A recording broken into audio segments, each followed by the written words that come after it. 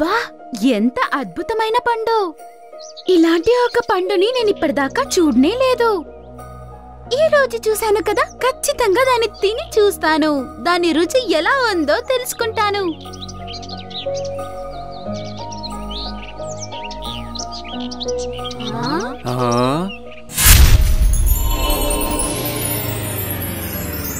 అరే, ఏం జరుగుతుంది?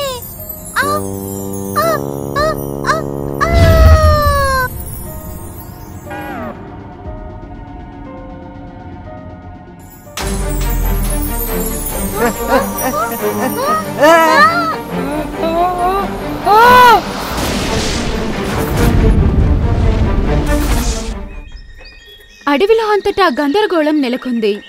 జంతువులన్నీ చాలా ఆందోళన చెందాయి.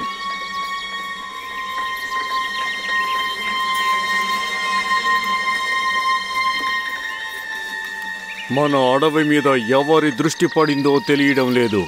ప్రతిరోజు ఏదో ఒక జంతువు మాయమవుతోంది. కానీ షేర్ఖాన్, నేను ఒక విషయాన్ని గమనించాను. ఎవరైతే మాయమవుతున్నారో వాళ్ళు చివరిసారిగా రహస్యమయ ద్వారం గురించి మాట్లాడుతూ కనిపించారు. కాబట్టి వీళ్ళు ఆ ద్వారం లోపలికి వెళ్ళి ఉంటారు. కానీ ఆ జంతువులన్నీ చాలా బాధ్యత గలవి. రాము ఏనుగు, చోటు జింక, మోటు కోతి, ఇంకా బగీరా అందరికీ కూడా రహస్యమయ ద్వారం గురించి తెలుసు కదా. మరి ఎందుకు వాళ్ళు దానిలోకి వెళ్లాలని ఆలోచిస్తారు? ఈ రహస్యమయ ద్వారం ఏమిటి? రహస్యమయ ద్వారం పాళీ కోటలో ఉంది. ఆ ద్వారం వెనకాల ఏమీ కనిపించదు. కేవలం బంగారం కనిపిస్తుంది, ఇంకా కిరణాలు మెరుస్తాయి. ఈ రోజు వరకు ఎవరైతే లోపలికి వెళ్లారో ఎవ్వరూ కూడా తిరిగి రాలేదు. మన యొక్క పెద్ద జంతువులు మాయమైన విషయం గోల్డీకి తెలిసిపోయింది. అది ఎప్పుడైనా తన సోదరుడు షేరుతో కలిసి మన మీద దాడి చేయవచ్చు.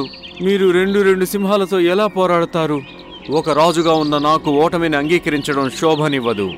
నేను వాటితో ఆఖరి శ్వాస వరకు పోరాడతా.